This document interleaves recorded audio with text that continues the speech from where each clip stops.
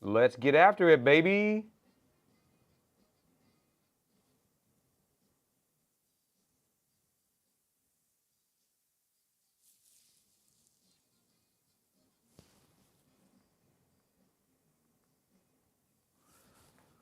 Oh my gosh, good morning, good morning, good morning. What is cooking, good looking? We got some good stuff to get into. If you are new here, my name is Wet Willie. We go live all the time. We learn how to buy assets that cash flow. So good to see you. Happy Hanukkah. We got some good stuff to get into today. If you've never been here before, we go live all the time. We learn how to buy assets that cash flow. If you want to hang out with us today, we're going to get into a lot of different things, all about assets, tax savings, the whole thing. So good morning. Oh my gosh, we've got a ton of ground to cover. I'm going to try to keep up. I don't have a whole lot of time today, but we're going to do it. Good morning. Oh my gosh, good morning. Good to see you. What is crack-a-lackin'? What the heck? We'll get into here. What's going on? We covered a lot of ground yesterday. We walked through self-storage, rental properties, multifamily, buying assets, even when interest rates are high, all kinds of stuff. I'm going to go through a lot of that we didn't get to cover yesterday. I'm going to cover a lot of that right now. So if you're new here, good morning. What is it?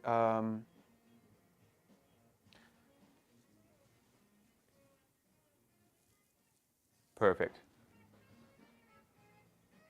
We are in like Flynn. So good morning. It's good to see you. Morning. Good morning, Jason. Oh my gosh, good morning. We got a lot of ground to cover and not much time to do it. I've got to be quick on it today because I've got a meeting I got to get to. But good morning. Good to see you. In case you're new here, we go live all the time. We learn how to buy assets that cash flow. We're going to walk through some of that today. We're going to get into some of Jason's favorite things. Good morrow. What's up, AJ? Good morning. We're going to cover a lot of ground, get into Jason's, some of his favorite topics about how much tax we pay and so on and so forth. So if you've never been here before, my name is Will. I go live all the time, and we learn how to buy assets that cash flow. I walk you through how we get financially free. What's up, Lamborghini? Hello, good morning. I walk through how we get cash flow and get retired without waiting until you're old. There's no reason to trade time for money, so we want to get financially free. Oh, baby, let's go. Let me walk you through a couple of the things that we're going to do today, but here's the high level. The overall idea is that we take income that we're earning today. This is active income. You're actively earning this money at your job or running your business. Then what we do, what we talk about here, is we take that income and we stash it. We get that money ready to focus our attention on assets. An asset, by definition, is something that produces income that doesn't require our time. So I take my money, I stash my cash, I get it ready to then go out there and buy assets that cash flow. When I find an asset by definition produces income without us, but it could be a rental property, a self-storage, a laundromat, a car wash, whatever you're into. We find that asset, we evaluate the asset. If we like it for what it does for us, then we buy it. So I take my cash, stash my cash, buy the asset kicks off. Good morning, Mr. Phil. Good morning, sunshine. Did you get that email from Sarah with the canopy link? I just want to make sure, I'm going to email you too, but I just wanted to make sure while you're here. So we buy assets, those assets kick off profit, rinse, wash, repeat, over and over and over again. So I did not. Okay, all right, I'm on it. I thought she emailed it. Will you check your email? But I'll go double check it too. After this, I'll make sure that we get it squared away. So take your cash, you stash your cash, you get it ready, you buy assets kick off profit, rinse, wash, repeat, until you're financially free. That's the name of the game that we talk about all the time. So if you're new here and you want to hang out with us and learn about that, good morning. Good morning, Sarah. Sus, not that Sarah, different Sarah, but that Sarah is also sus. Good morning. If you're new here and you want to hang out with us every day, come up here and tap on the follow button. We go live all the time. Cheers. Cheers. You know what I think we're going to do? Let's try this. Come over here. Let's take a look at this bad boy. So this is one of my favorite things to cover, and it teaches you really the foundational basic stuff about money. Now, what we talk about all the time is assets that produce profit, the profit greater than expenses, you're financially free. But let's understand this on a little bit deeper level. Come here. Let's understand how broke people use their money, how middle class use their money, and how rich people use their money. When you understand this concept, you can shift where you want to go financially. You can adjust your financial status. It's not up to anybody else except for you when you live in the United States. It's awesome. It's awesome. You can shift that. And I'm going to show you how. But let's first understand how broke people, middle class, and rich people use their money differently. If I could only teach my kids one lesson about money, this would be the lesson that I teach them. It's so powerful. It's so fundamental to you improving your financial life. Let's understand it. It's the groundwork. If it's only one lesson, let's get it. So let's understand first and foremost, we got to earn income. If we're not earning income, life's going to be tough. So we have to earn income because life has expenses, which is number 2. By the way, before I get too deep into this game, let me know in the chat, where are you tuning in from? What part of the world are you in? My name is Will. I'm in Texas. In a minute, I'm going to get to how we find assets in different states. Just let me know in the comments what state you're tuning in from. We'll walk through if we get time. What's up, Washington State? Good morning. Kentucky, New Jersey, Wisconsin, Georgia. Good morning. What's up, Poland? If we're not earning income, we're not playing golf. That's what I'm saying. Come on now. North Carolina, beautiful. Just got back from Carolina. California, good morning, California. So Maryland, good morning, Pamela. We got all over the place. Spain, good eye, mate. Spain, we're all over the place. I love it. So my name is Will. I'm in Texas. If you want to hang out with us every day, just tap the follow button. Let's understand this. So we got to earn income. If we don't have income, what's up, Florida? What's up, Clark Capital? We got to earn income. We always have expenses. Rent, mortgage, groceries, utilities, property taxes, groceries, all the stuff. I don't know why it is that way. It's just set up that way. I'm just a visitor. I didn't make this up. Income, expenses. Now here's what's interesting. With our money, sometimes we good morning, Pavandeep. Sometimes we go out there and we buy liabilities. By definition, a liability is something that takes money out of your pocket. This takes money out of your pocket. Or we can go out there and we can buy assets. An asset, by definition, puts money, good morning, Oklahoma, puts money into our pocket. So let's brainstorm together. What are some examples of liabilities? Takes money out of our pocket. What are some examples of liabilities? Things that take money out of our pocket. Good morning, Lori. Good morning, sunshine. Where have you been? Good to see you. What are things that take money out of our pocket? Kids, cars, what else? Grocery, race cars, let's go, Shelly. Okay, we're gonna put a little RC action on there. Race cars, jet skis, boats, race cars, vacation, houses, groceries. JDT says wife. Fred says wife. Wow, lots of wife expenses. Women, ladies, wives, do you want to stand up for yourselves and like say something here? Is there any other expenses that take money? Anything with a recurring payment? Anything else? Yes. Lori says, yes, we're expensive, okay? She's not even defending it. She's like, yeah, it is what it is. Home maintenance. Jen says men are expensive. Okay, there we go, fair. So we got wife, we got men, all kinds of stuff. These are things, taxes, side check. Ooh, JD, ooh, ha, ha, ha. Here we go. So these are things that take money out of our pocket. Now an asset, by definition, is something that puts money into our pocket. So let's brainstorm that together. What are some examples of assets, things that put money into our pocket? Let me know in the chat. What if I buy a rental property? Does that count as something? Diesel trucks take money out of our pocket. What are things that put money into our pocket? Rental property. What about a self-storage facility? Businesses. The side chick. Wait, what? That's getting too complicated. I'm out. Good morning. Car wash. Rental property. Yeah, I could have a rental. What are other assets that put money in our pocket? If you're new here, my name is Will. We go live all the time. If you want to hang out with us, Lori, you need to show up.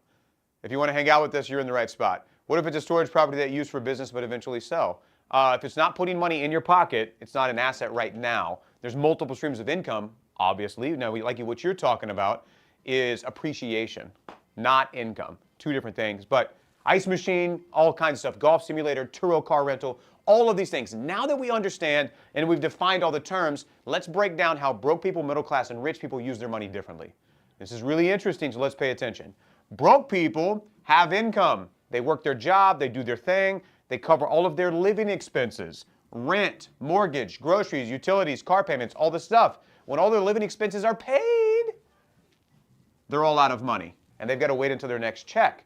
When the next check comes, they repeat the same cycle. Income comes in, living expenses, rent, mortgage, groceries, utilities, car payments, race car payments, go out, stuck like Chuck in a pickup truck. Middle class, on the other hand, have income, have the same living expenses, the same rent, the same mortgage, the same groceries, all the same stuff, except the middle class has a little bit leftover money. In the chat, let me know, what do you think the middle class do with their leftover money that keeps them stuck in the middle class? Do they buy assets, type A, or do they buy liabilities? What does the middle class do with their leftover money that keeps them stuck in the middle class? Do they buy assets, or do they buy liabilities? Middle class, Assets, type A. Doodads. Yeah, or do they buy doodads? Do they buy doodads? They spend it. They spend it. Yeah, and so the surface level is I deserve a nice vacation. I deserve a new car. They buy liabilities, car payments. I deserve to enjoy what I've earned. Why is that? Because the deeper root of how the middle class think is that they believe suffering precedes money. You don't have to suffer to earn. We're not going to get too deep into that, but you don't have to suffer to earn. Good morning, Northwest Line. Because they believe that you have to suffer, you must work harder to earn more. Because they believe that, that's how they justify spending their money on liabilities. I deserve a nice vacation. This is a much needed day off. I deserve a brand new car. Cool, that's great, but now you have no money and you work your entire life and you create a self-fulfilling cycle. They call that the rat race. So if we want to break free from that, let's understand how rich people use their money. Here we go. Rich people also have income. They also have expenses. They also weren't always rich. What does the middle class do with their money? They buy liabilities. Now in the chat, let me know, what is the rich? What do they do with their leftover money? Do they buy assets? Type A. Do they buy liabilities? Type L. With their little bit of leftover money, after covering their living expenses, the rent, the mortgage, the groceries, they've got leftover cash. What do they do with it? They buy assets. This is the one lesson. If I could only teach my kids one thing about money, this would be the lesson. If you follow this path, you get to where you want to go. So I buy an asset. That asset kicks off income. I then add that income to my income statement, rinse, wash, repeat. Now, oftentimes when I talk about getting financially free in 7 years or less, which is what we do on average, people kind of like, wait, do I have to start cutting expenses? Well, maybe it depends. I don't know. But you don't have to. What you could do is you buy assets first. Everybody type O in the chat. This is the answer. What if I want to have nice things and I want assets? What if I want to have a nice car and I want to have assets? What if I want to go on nice vacations and have assets? What if I want to, you can do both, except it's O. O is the answer. Everybody type O. O, O, O. Thank you for saying it for me. Order of operations. It's the order in which you do things. As long as you buy assets that kick off profit and you use the profit to buy the liabilities, you're going to be fine financially. This is the one thing that you focus on. It's the order in which you do things. You can have the Birkin bags. You can have the red bottom shoes. You can have the nice vacations. You can have the brand new truck. As long as you buy the assets that produce the profit first, you have both. Cool? Make sense? Good morning. Good morning. If you're new here, let's jump over here and let's walk through a couple of different things. My name is Wet Willie. We go live all the time. We learn how to buy assets that cash flow. If you're new here and you want to hang out with us and learn how to do that, just come up here and tap on the follow button. I go live all the time and I teach for free on how we buy assets that produce profit. I'm going to get a little bit deeper into a couple of other topics today. The most common question that I get is, how do I find the money to buy the assets? And I had a lot of questions. Does a digital asset count? For sure. If you want to disconnect time from money, can you step away from the digital asset, whatever that means to you? Can you step away from it and still produce income? Until you make that disconnection between time and money, you're not free. But maybe that's what it takes to build it to get it to that level. Cool? Great question. But let's go into this. Let me walk you through a couple of different things on how we can find the money to buy the assets, so on and so forth, and you can accelerate time. So if you're new here, let me know in the comments. If you're old here, let me know in the comments. If you're a business owner, type B in the chat. If you're an employee, type E in the chat. If you're both, type both. If you're a business owner, type B. If you're an employee, type E. Let me know in the comments. We're going to go through a couple of different things. Business owner, employee, business owner, employee, business owner, EB. BO, Pamela, what is BO? What is BO? Me? You? Who? Us? Good morning. E. Mike, we got to get you out of that. Business owner, let's go, Miss Candy. Good morning. Jason's just old. Oh my gosh, what is up with this professional attire? I think I have holes in my underwear. What are we talking about? What do you mean professional attire? I think my big toe is sticking out of my sock. What are you talking about professional? I'm in slippers right now. I'm in slippers right now, Jack. Hello? Hello? Nice shirt. Appreciate you. Appreciate you. Good morning. So let me show you something. I'm going to walk you through, whether you're a business owner or whether you're an employee, how you pull down your tax bill, how you can save more on taxes. I'm just here for Bootsy. Come on now. Good morning. Let me walk you through an example. Whether you're a business owner, whether you're an employee, I'm going to show you two different ways that you do it. Well, multiple different ways to do this, but I'm going to walk you through one example right now. So let's take this as a business owner for an example. But if you're an employee, stick around. I'm going to show you things that you can do. You ready? This is a weird feeling, hole in the sock, toe hanging out. We're used to your graphic tees. Let's go, Jokester. I love it. I love it. Now I got graphic polos. Can I upgrade? Good morning. Good morning. So this is an example of some of the things that we can do, and I'm going to walk you through why this is so important. So this is somebody earning $640,000, except they live in New York. I wish there was a place I could go on demand to view your content. I would pay. I do have a group, but it's closed right now. Anytime I open up the group, it's called the Passive Income Club. All of the trainings I've ever done are in our recorded area. I think we've got over 110 hours of content in there. But let's get into this. $640,000 living in New York. Isn't that awesome? Not so awesome. All the taxes you pay. The take-home pay is $396,000. They earned $640,000. Paid all the taxes. Take home, $396,000. Oh! What if they live somewhere differently? That's the only thing we're going to change here. What if they lived in a different location? So instead of living in New York, they lived in Texas. Yeehaw.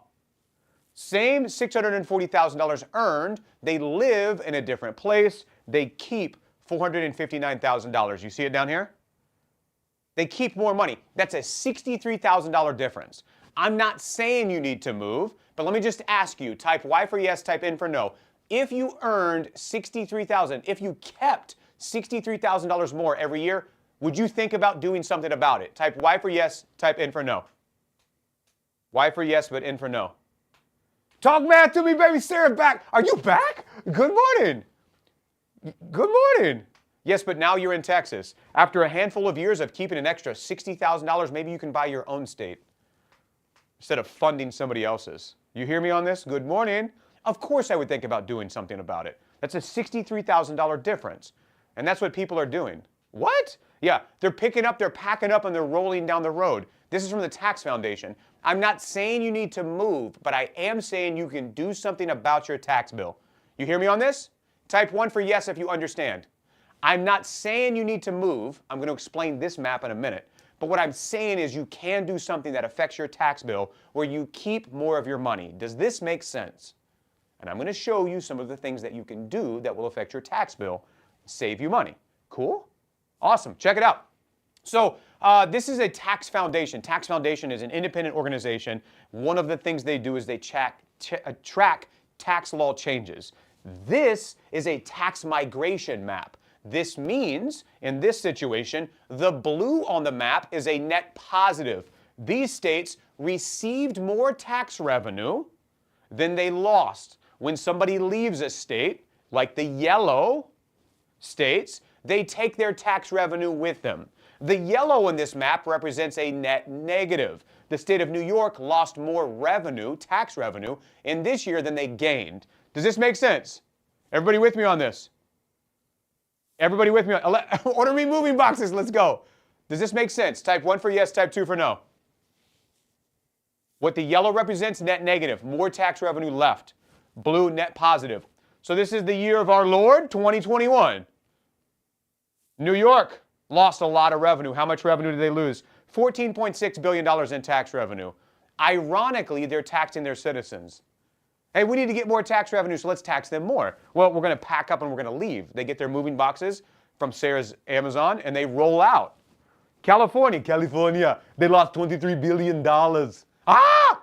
Isn't it interesting that the states that choose to tax their citizens more are losing tax revenue faster? Huh. Florida gained tax revenue in 2021. So what do you think continues? Let's see what happens in 2022. Check this out. 2022, again, not my data. I'm just reporting the data from Tax Foundation. You can do your own due diligence and research on this. New York, Illinois, California lost tax revenue. Texas, Arizona, Florida, income tax-free states, by the way, gained tax revenue. What? That's what I'm saying. 2023. Here we go. New York, Illinois, California. I'm seeing a pattern here. Florida, Texas, Tennessee, income tax-free states, gained tax revenue. Ironically, without charging for income taxes in those states, they gained more tax revenue than the states that do charge for income taxes.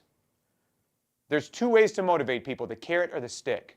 The carrot is an economic incentive. You're incentivizing, you're encouraging people to do certain things. If you do those certain things, we will give you reward. The reward for these no income tax states is there's no income tax.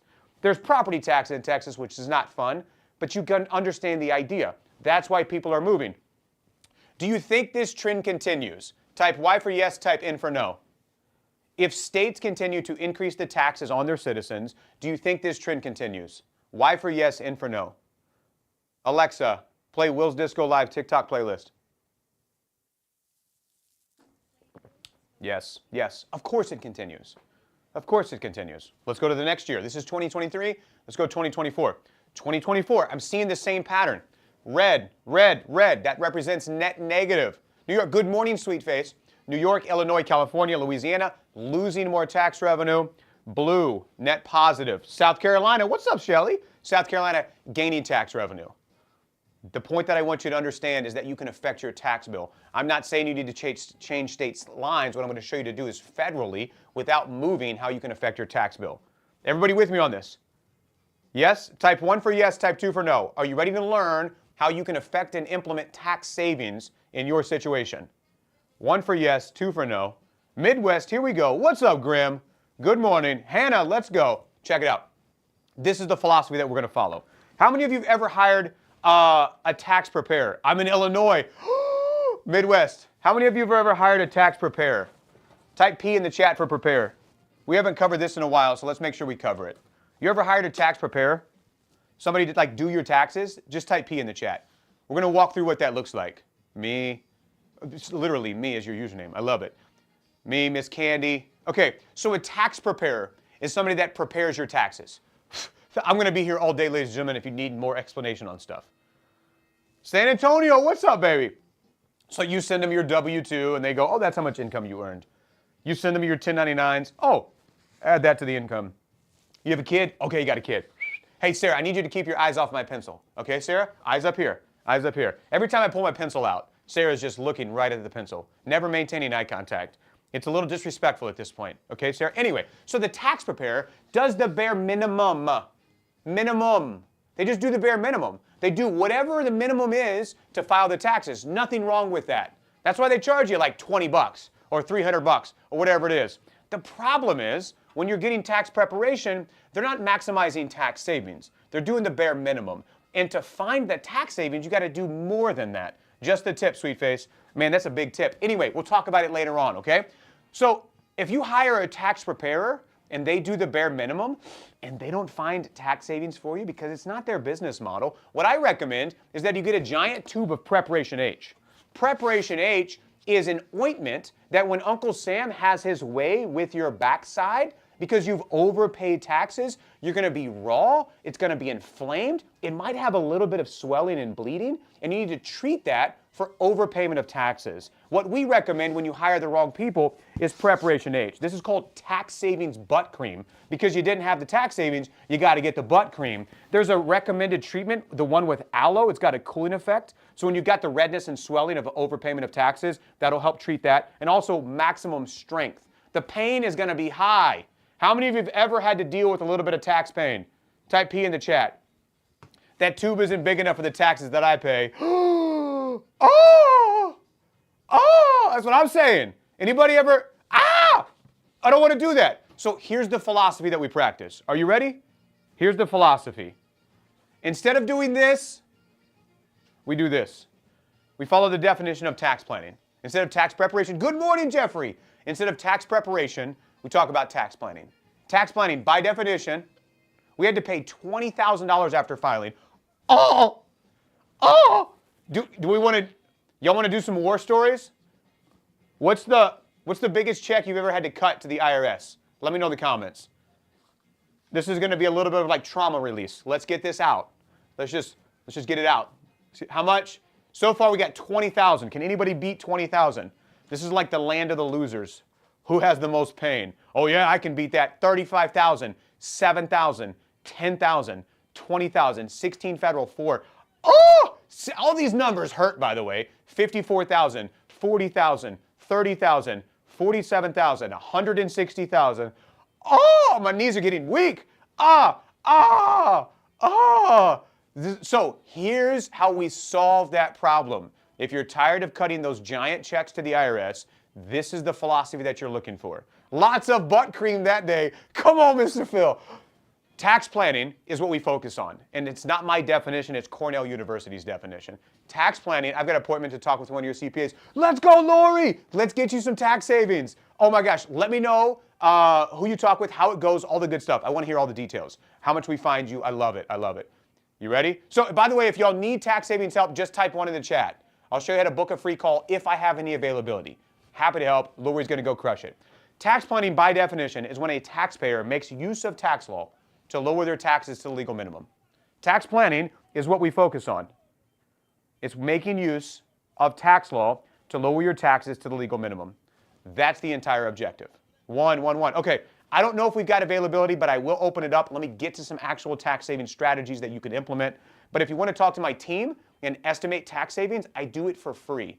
Because it's free, I can't do unlimited amounts of it. So if you want to book a free tax savings call, look for a little button like this. It's somewhere down in the bottom of the screen. I'm going to show you right here.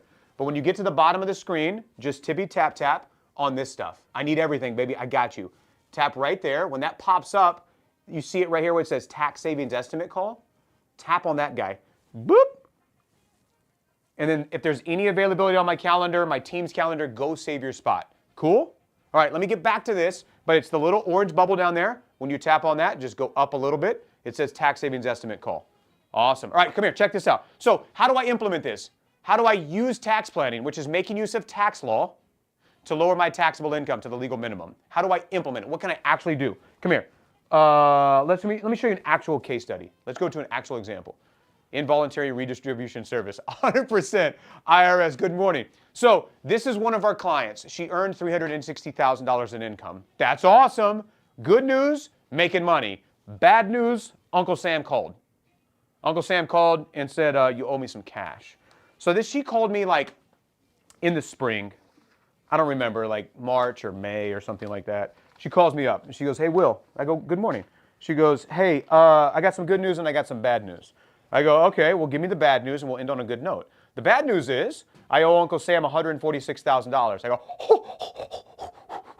that is bad news. That is pretty bad news. I said, what on earth could the good news be if you owe Uncle Sam $146,000? She goes, well, the good news is I've got the cash. I go, oh, yeah, that's way better than not having the cash. So for sure, that's good news. I go, so what are you calling me for? Why don't you just send it in to Uncle Sam? She goes, Will, I need your help. Is there anything I can do to lower my taxes? I owe $146,000. Is there anything I can do? So let's go to lesson number 1. Everybody type 1 in the chat. Lesson number 1, are you ready? If you're ready, type 1. Here we go. Lesson number 1. 1. Let's go, sweet face. 1. Let's go. All right, so here's how you do it. The tax year begins January 1st. When do you think the tax year ends? When do you think the tax year ends? If the tax year starts January 1st of every year, and that's when they're gathering data on you. What is all the income they're earning? What is all the income they're earning? What is all the income? When does it end? Anybody know? Anybody got any guesses? What date does it end? And why is this relevant?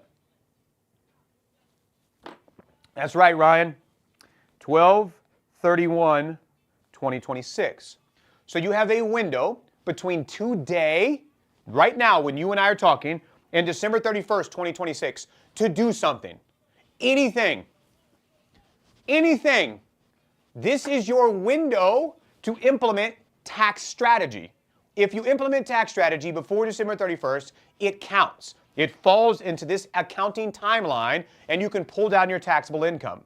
Butt Chug's here. Let's go. Good morning, Butt Chug. So she calls me in March or May or whenever it was, sometime in the spring. She calls me like right here. She says, Will, I've got a $146,000 tax bill. I'm having a really good year. Is there anything that I can do before the end of the year to lower my taxes? Well, I go, yes, but we got to get after it. And the closer you get to this timeline, the less time you have. What? Yeah, that's how it works. So, and it moves faster and faster. Good morning, Woodcraft. So then what do? She goes, well, what can I do? I go, let's not do one thing, let's do all things. Everybody type all in the chat. It's not one thing, it's all. What are all the things that we can do to pull down our taxable income, to save on taxes? And then I'll show you how you pull down taxable income and still qualify for loans so that you can buy assets that produce profit. All the things. It's not one strategy, it's all the strategies. And in just a second, I'm going to walk you through one after another, after another, after another. When we do all of these things for her, we start to chip away at the tax bill. She previously owed $146,000, but then we have a deduction, a deduction, a deduction, a deduction. In conclusion, that $146,000 tax bill that she owed, she no longer owes. She used to owe Uncle Sam $146,000. She called me. She said, I've got the cash. I said, send it in. She said, stop it. I said, okay. We implemented tax strategy. She no longer has to send this in. In addition to that, she got a little bit, not a lot, but of the quarterly estimated payments she was making to the IRS, which is the withholding, the taxes she sends in, she got some of it back in the form of a refund. Between these two numbers, she now has $163,000 cash that she doesn't have to send to Uncle Sam. Everybody understand what we just did? Type 1 for yes, type 2 for no. And then I'm going to get into the details and the weeds and show you how to do it yourself. We took tax law using tax planning. We implemented tax strategy, pulling down her taxable income, saving on taxes. Some of that resulted in a tax refund. The net swing is she's got $163,000 in her bank account. She doesn't have to send that tax bill in anymore. Got it? She doesn't owe that because we used tax strategies, which is I'm going to break these down really small for you in a minute. No, I got you. I'm going to break these down simply. So then she calls me and she goes, hey, Will, thanks so much for your help. I go, you're welcome. Thank you for helping me hire my kids in my business. Thank you for helping me implement the Augusta rule. Thank you for optimizing my business structure so I'm minimizing my self-employment taxes. I go, you're welcome, you're welcome, you're welcome. She goes, what do I do with the cash? I go, take me on vacation? She goes, next try again, one more time. I don't know, what do you want to do? She goes, I want to buy the assets that you talk about all the time. You talk about if I buy assets that produce profit, the profit greater than my expenses, I can retire sooner than age 65, right? I go, yeah, for sure. We do it all the time. She goes, okay, let's do that. I go, okay. So then we take her tax savings. We find an asset. In her example, it was a self-storage facility. So we take her tax savings, we use that to go buy a self-storage facility. The asking price is $370,000. By the way, if you're new here, my name is Will. I go live all the time. If you want to hang out with us, I teach for free often. Just come up here and tap on the follow button somewhere at the top. So we take her tax savings, we use that to go buy a self-storage facility. The self-storage facility, good morning 50 shots. The self-storage facility's asking price is $370,000. The NOI, everybody in the chat type NOI. Good morning, Michael Moore. Everybody type NOI in the chat. NOI. That stands for net operating income. Net operating income. Type NOI. I want you to learn the language, the lingo as we go. NOI. NOI is essentially the profit of the business before the debt. So you have revenue on the asset, in this case self-storage, the customer gives you money. But then you have expenses, good morning Wonderwall, but then you have expenses of running the business. What's the net income? NOI. Yep, net operating income on this asset is 41 grand. But then she takes, love that shirt, let's go Alex, love it. This is the Forefathers guys, they're awesome, they're crushing it. So we then take her money from her tax savings. We use that as a down payment to buy the asset. She has a little bit of debt left over, $1,800 a month. Her profit, good morning Max, her profit on the asset, after all expenses and debt service, paying the mortgage, is $25,000 a year in profit. Oh, what? She takes her tax savings. My second favorite P word, profit. What's Phil's first favorite? It's not Phil. Phil starts with an F. Did y'all know that? Anyway, we'll get to it another time. She takes her tax savings one time. Good morning, Cody. She turns it into a self-storage facility that pays her income for a lifetime. She takes her tax savings one time. She turns it into an asset that pays her an income for a lifetime. This is the name of the game. Good morning, Ramsey. This is the name of the game. How many of you want to learn how to do this deeper? Just type 1 in the chat or type D for deeper. How many of you want to learn how to play this game? This is the conversation that your accounting team should be talking to you. You take tax savings, you turn it into assets that pay you for life. She did this in 1 year, one time, turned it into an asset. Deeper, deeper, let's go. Texas is a consent first state. I need your consent. I'm ready to go deep. Deeper, deeper, deeper. Okay, I'm going to walk you through how to do all of these things. This is the name of the game. But let's understand this concept.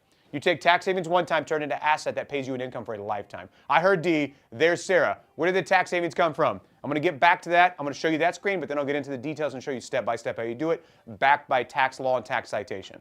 But here's my next question for you. If you had an asset that gave you $25,000 a year in profit, good morning, Renee! Good morning, sunshine. If you had an asset that paid you $25,000 a year in profit, in the chat, let me know. How many assets do you need until you're financially free?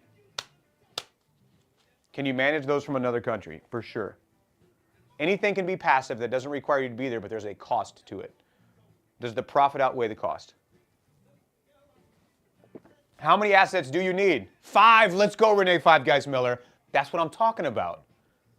So if you're only 5 assets away from freedom, we need to maximize tax savings to get you there sooner, right? Come on now. Good morning. Good morning, Bingham. Good morning. So let's get into a little bit of the weeds. Let me show you step by step. I need 7. Let's go. I need 10. Let's go. If you get 1 per year, you're free in 7 years. 40K per asset feels better, though. Just get more assets, for sure. How many assets do you have now? How much does each asset pay you now?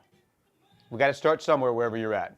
By the way, if you didn't get a chance, if you need tax savings help, I did open up free tax savings calls. If you're new here, my name is Will. The reason I'm teaching you these things is because I own a CPA tax firm. I'm in all 50 states. If you need tax savings help, just type 1 in the chat. I've got a ton of free resources that I can get to you. Just type 1 in the comments. All this is provided you actually have a business to start with. Maybe you don't necessarily have to have a business. You can be an employee. I'm going to go through a lot of that in just a second. Okay, I don't have unlimited capacity. So what I would do is I'd save your spot now. I have free tax savings estimation calls.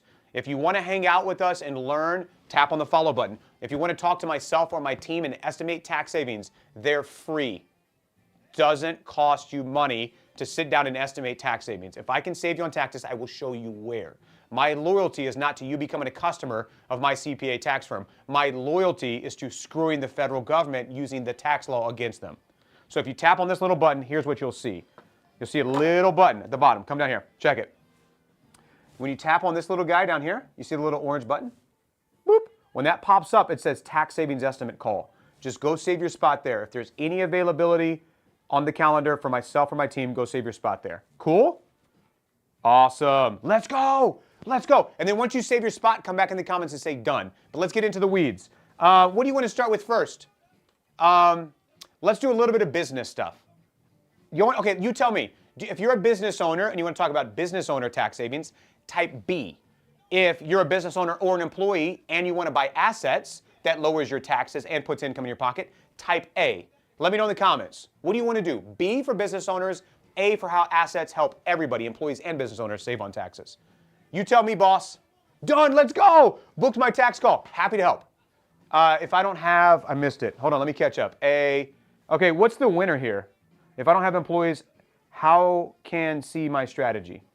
You don't have to have employees. What if we're both? Awesome. Awesome news. Okay, let me just break this down to you really quickly. Let's just go really high level, and then I'll get to assets. Assets is the winner. I'm going to show you how buying assets is going to generate more income for you, allow you to retire sooner, and it can help you lower your taxable income. So I'm going to start with a couple of different things really quick. But to answer the question, what if I'm both? How does this lower my taxes? I'm going to show you these things in just a second. We're going to talk about IRS forms because I want you to be educated and knowledgeable about these things. We'll talk about the Schedule C form. It's the basic entry-level form for a business owner. It's the Schedule C IRS tax form. Very simple, very basic. Income from the business, expenses from the business. When you have expenses in pursuit of profit, you can subtract that from your taxes. If I have a phone, if I'm a full-time employee, but I got a little side business, if I have a cell phone that I use, and I use it 70% for personal and 30% for business, in the chat, let me know, what percentage do you think I can subtract from my taxes?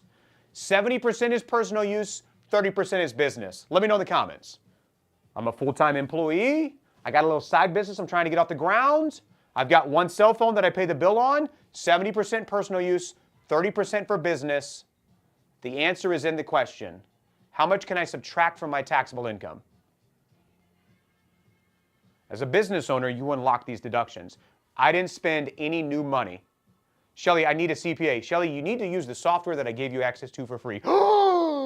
Let's start there. Can we start there, Shelly? Good morning. I can deduct 30% of it. 70% is personal use.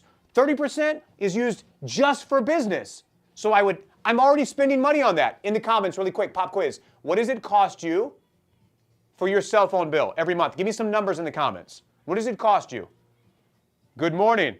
Shelly, I love you.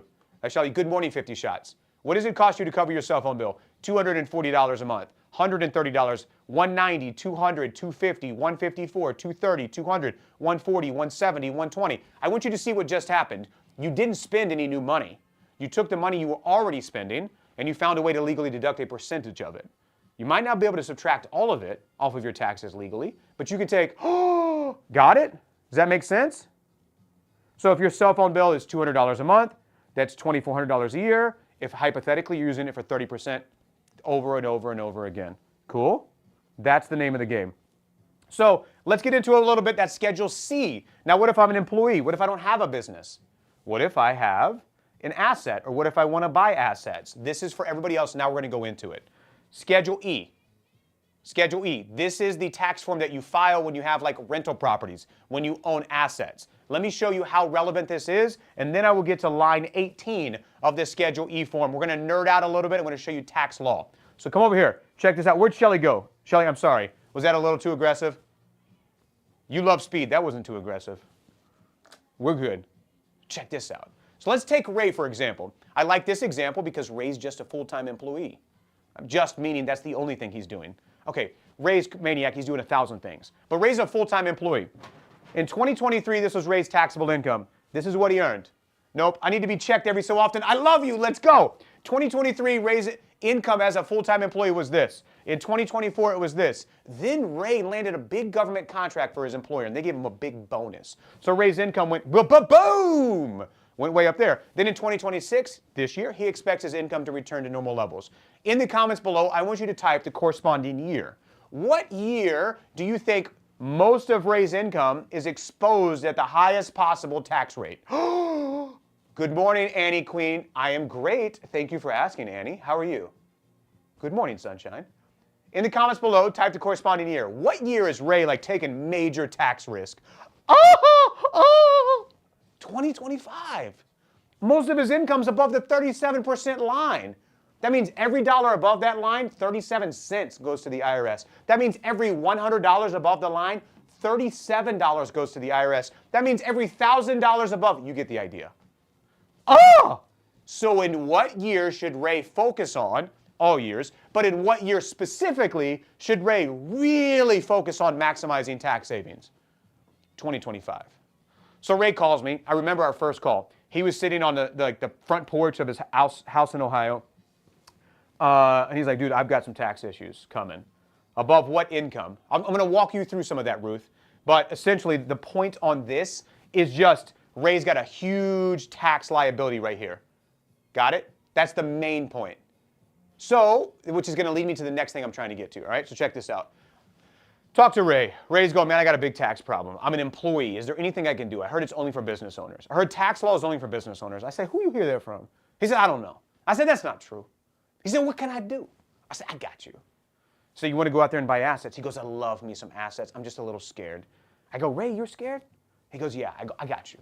So then we start looking at assets. I go, what asset are you interested in most? He goes, I want to buy an Airbnb. How many of you are also interested in Airbnbs? Type A in the chat. Ray got real focused and went beast mode, 100%. And there's no changing Ray. Shelly, you got real focused and you went beast mode. And there's no changing you. I don't even recognize the old Shelly. I don't even know where she went. We have the new Shelly. I submit to you that we have the original Shelly back. You know the Shelly from childhood? Baby girl Shelly that dreamed big? I think we got her back. That's what I submit to you. She doesn't cry sad tears anymore. She cries happy tears. So Ray wants to buy an Airbnb. So we go out there and buy an Airbnb. And the reason this is important is because when you buy assets, there's certain things you can subtract from your taxes. You can't deduct dirt. You can't subtract the land, but you can subtract the improvements. So when Ray buys an Airbnb as a full-time employee, when he buys an Airbnb, there are certain things you can subtract from the taxes, like the electrical wiring, like the light fixtures, like the air conditioning system, the HVAC unit. You can add up all of this stuff. How is there tax savings with rental property income? Nate, I'm explaining it right now. So when I add up all of those things, I've got two options. What we're talking about here is depreciation. Everybody type D in the chat for depreciation. Good morning, Donnie Ballgame. Let's go. Donnie Ballgame went to a foreclosure auction yesterday, did some bidding on foreclosures. How many of you want to learn about foreclosures in a minute? Type F. Okay, so let's understand depreciation. Then I'm going to route it to the asset. Then I'm going to show you on the actual tax return, which is line 18 of the Schedule E tax form. Depreciation. If I go to the store today and I buy an iPad, and I get the iPad home and I go, I don't want this anymore. And then I have a garage sale tomorrow. Yet, can I sell the iPad for the same price that I paid for it? If I can sell it for the same price, type S. If I can sell it for less, type L. I bought it at the store in the box brand new yesterday. I have a garage sale tomorrow. Do I sell it for the same price I paid in store, or will I sell it for less? Garage sale. Way less, right? I don't even have the box, man. I threw the box away. Does it work? I don't know. We'll plug it in. I'd sell it for less. That's depreciation. It went down in value. Same thing happens with assets. I get wiring done. Over time, the wiring goes down in value. I get a new HVAC air conditioning system installed in my house. Over time, that goes down in value. The IRS recognizes this. They say depreciation is real. It happens. So what they allow you to do, if you're an owner, is to take that portion and subtract it from taxes. Does this make sense? Type Y for yes, type N for no. Depreciation exists. It exists in assets. Those who own the assets can subtract that depreciation from their taxes. What? So guess what? Ray goes out there.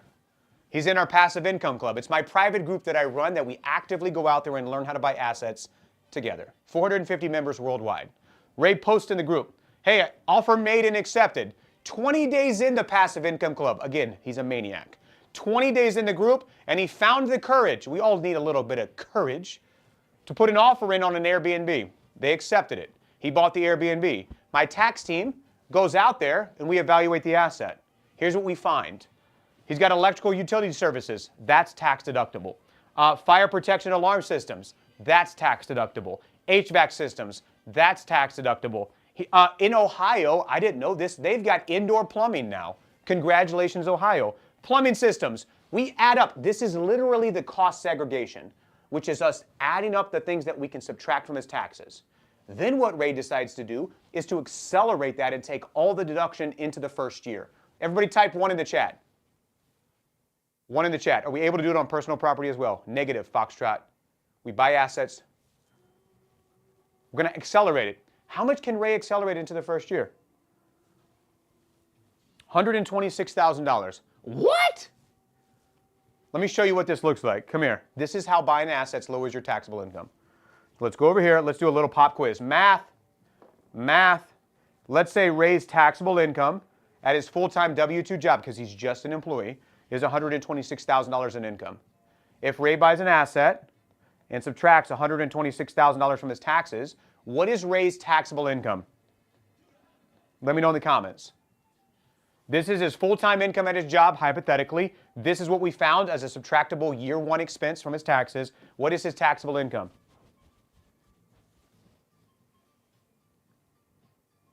There's nothing left to tax. So if Ray was at a 20% tax rate, he was looking at about a $24,000 tax bill before he buys the asset. He buys the asset afterwards, 20% times 0, no taxable income. There's nothing left to tax.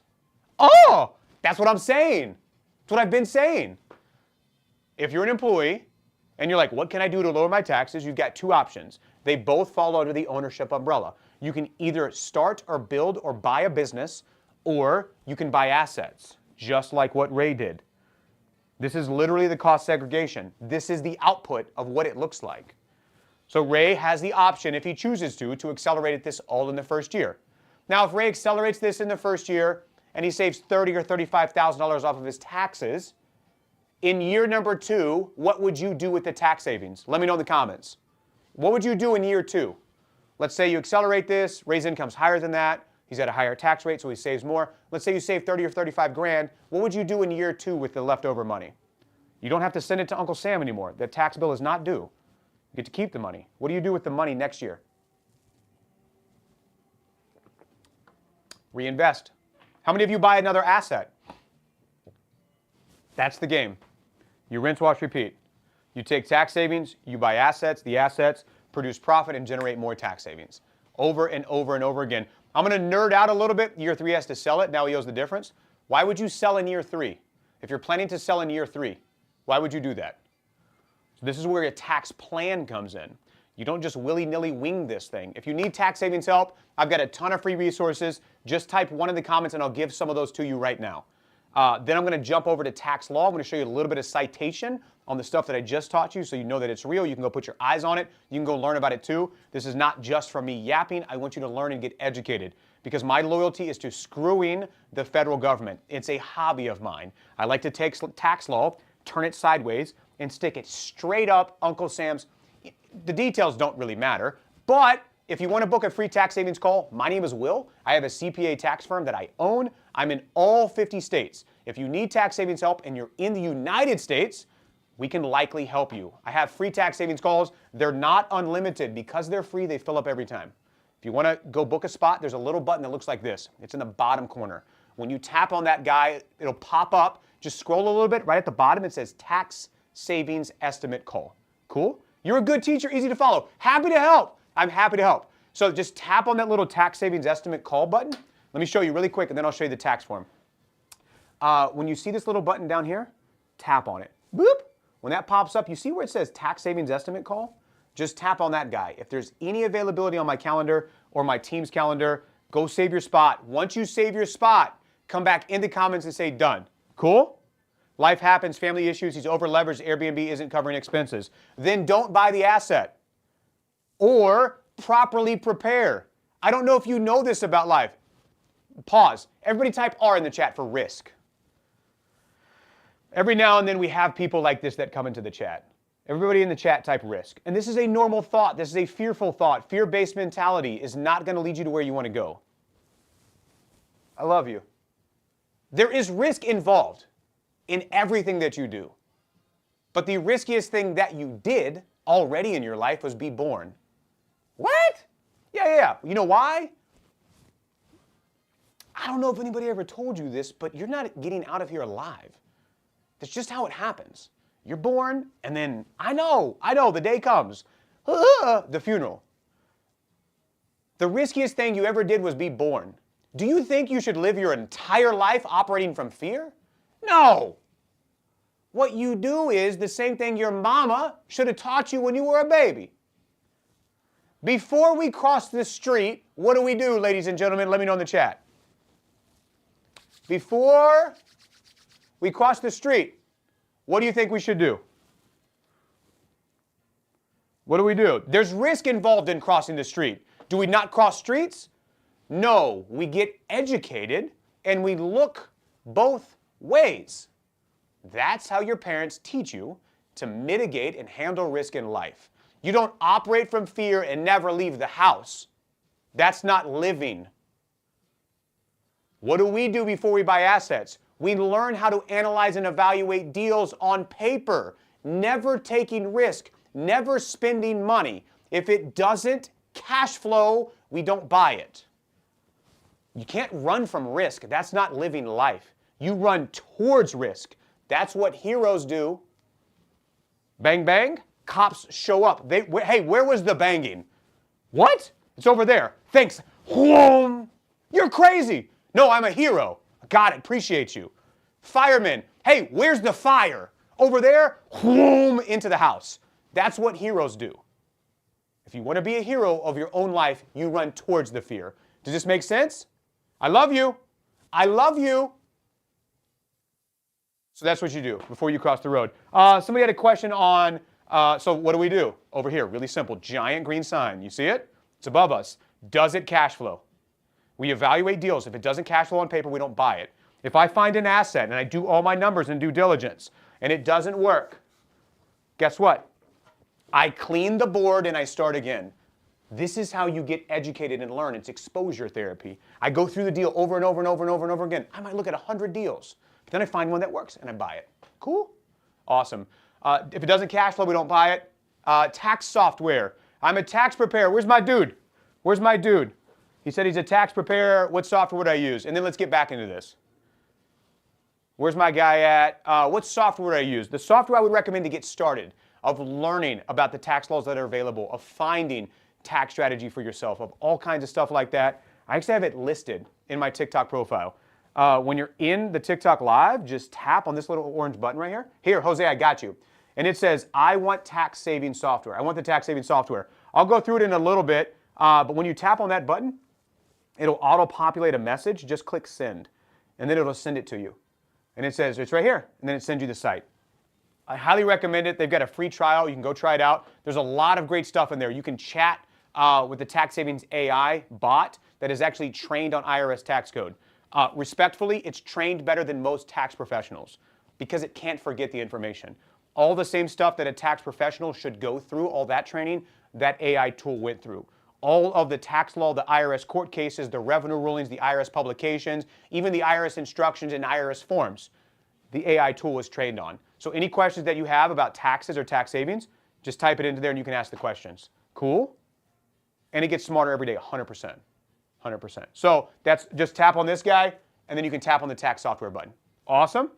It's right in there. All right, Schedule E tax form. I promised you I'd show you the IRS citation of what we're talking about, so let's do this together. You ready? Let's go to the internets. To the internets we go. The people in Alabama say, what's the internet? Okay, the internet, it's a connection. It's like you're interconnected with the rest of the world. What is the rest of the world? It's people outside of your family tree. Alabama, do you hear me? Yeah, I know, that's crazy, right? There's people outside of my family tree. Yes, Alabama. There are people outside of your family tree. And the internet allows you to connect to them. So we can see information that those people all around the world outside of your family tree, the information they put online. It's really cool. So we're going to go to the internets, and here's what we're going to do. We're going to type in, who in Alabama hurt me? What are you talking about? What are you talking about? Good morning, Alabama. I love you. I love you. Roll Tide. Let's go, Jen. You took that so well. Love you. Love you. Okay, so we're going to search IRS Schedule E. Just so you know, we're going to search, boop, and that's going to take me to the irs.gov website. You ready? Spicy unit today. No, I'm good. So irs.gov, the Schedule E tax form. That's all I'm doing. I'm walking you through what I'm doing. Boop. So the question was, if I buy assets as an employee, can I really pull down my taxable income? This is the example that I'm giving you on assets, then I'll get to business owners. So we're just going to go to the Schedule E tax form. Boop, right there. Now I'm looking at the Schedule E form. Line 18. Are you ready? Line 18. Ding, ding, ding, ding. It's my favorite line on any tax form. What a nerd thing to say. I'm sorry. I love you. Depreciation. So line 18, depreciation. This is exactly what we were talking about. When you buy an asset, the IRS allows you to add up the things that you can depreciate in that. You can accelerate that on your taxes and pull down your taxable income. How many of you want me to give you one more example on assets? Type 1 for yes. How many of you want to move on to business owner stuff? Type 2. You want to do one more asset really quick and show you how buying assets can lower your taxable income, how it can pull down taxes. Or do you want to go to business owner stuff? How many of you want to do both? And you're like, just keep teaching. Stop asking questions. Quit teaching. Assets. Okay. Let's go over here. Then I'll get to business owner stuff. And if you're new here, by the way, my name is Will. Both, I got you. My name is Will, and I go live all the time. So if you want to hang out with us, follow my big tip right here. Come up here. There's a follow button at the top of the screen. Just tap the follow button. We go live all the time. All right, let's go over here. I'll come back. Good morning. Good morning, Craig. Sweet face. Sweet face. Okay, let's do this one. We haven't done this one in a while. And this is a really good example. Boop. All right. And if you didn't get a chance, I don't know if I have any more availability. I need to check my calendar. But if you want to book a free tax savings call, I have limited, very small availability. I offer these calls for free. So if you want to sit down and estimate tax savings together, just tap on this down here in the bottom. Good morning, Jimmy the Fish.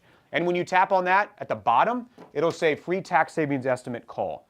And on that call, we'll sit down and estimate tax savings together. So it says it right here, tax savings estimate call. Everybody give it a shot. Just tap on this little guy right down here. Boop. When you tap on that, it pops up. Awesome. And then that's where you can get on my calendar, get on my team's calendar. I don't know if there's any availability. It's not unlimited. Let's get to this. So here we go. This is a laundromat. So how many of you are interested in buying laundromats? Type L in the chat for laundromat. Anybody? You're like, dude, I want to learn more about laundromats. Chrissy, let's go. All right, Chrissy. Jason. Yaru, did I say that right? Dami, nope, nope. Hector, laundromat. Okay, cool. So we're going to take a look at this laundromat. This is the laundromat that we're going to look at. But principle number one, this is going to sound Captain Obvious. Awesome. It's going to sound obvious, but I have to say this. No time left in July? Mandy, I am so sorry. Mandy, shoot me a message with your email, and I'll try to get you on a wait list. I just don't have unlimited capacity. I'm sorry. I love you. I love you. How many of you think I should move some stuff on my calendar to try to get you in? If there's enough interest, just say me. Maybe we'll do something. But let's get into this. So the first principle that we want to practice is finding profit. Sleep faster, Will. Oh, well, no worries. We'll chat. Okay, cool. So sleep. I want to make sure it produces profit.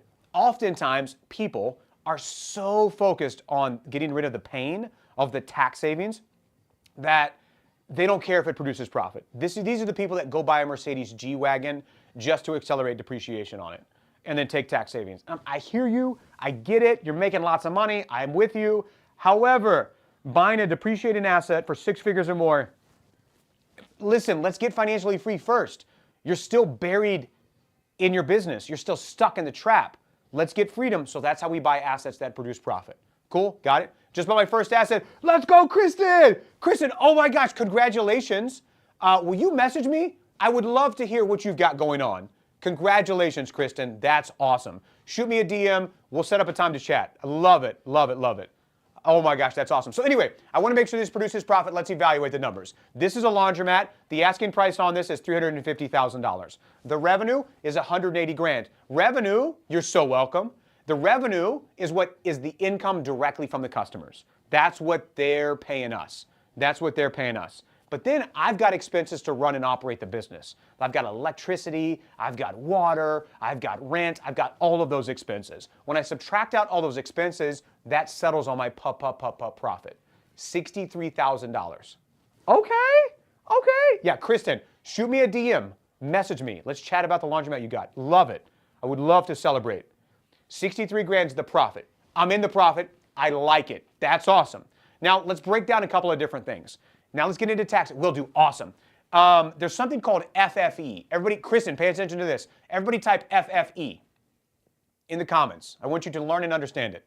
FFE. Let's go. 50 Shots knows where we're going with this. Let's adjust this. Sabina, cool shirt. Thank you. Thank you. These are the Forefathers guys. They make really great shirts. The collars always stay up. I love them. They're in Dallas, Texas.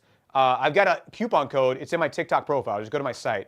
Forefathers, they're amazing. Love what they're doing. So FFE stands for Furniture, Fixture, Equipment. Furniture, Fixture, Equipment. The IRS allows you that when you buy certain asset types, certain businesses, you can add up all the furniture, all the fixtures, and all the equipment inside of that laundromat. So Kristen just bought her first laundromat. Well, when you buy a laundromat, she can add up all the economic value of those the washer and dryers, the equipment inside that asset. In this asset, the FFE is $231,000. So I've got two options. Option number one is I can take that $231,000 FFE deduction and I can take a little bit over time for several years, many years. Or option two, I can take that $231,000 deduction and I can accelerate it. And I can take it all in the first year, the year that I bought and placed in service this laundromat. So if I buy the laundromat and I place it in service this year, I accelerate that $231,000 deduction. Here's what it would look like. Yep, accelerated depreciation. Let's say, hypothetically, that my taxable income, in this example, let's say hypothetically that my taxable income is $231,000. Then I buy this asset, I accelerate depreciation, and I take a deduction of $231,000. In the comments, let me know, what is my taxable income? What is 231 minus 231? Let's go, money made. Let's go. What is my taxable income? Let me know in the chat. 231 minus 231 equals, Alex, 0.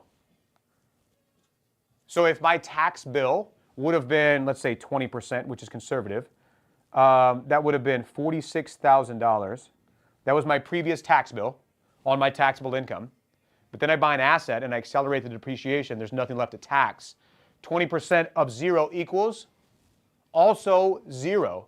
So I save, in this example, $46,000 in tax savings. Oh! That's the name of the game. If you choose to accelerate, it's an option. You don't have to do it. You can take a little bit over time. That might be something that Kristen does.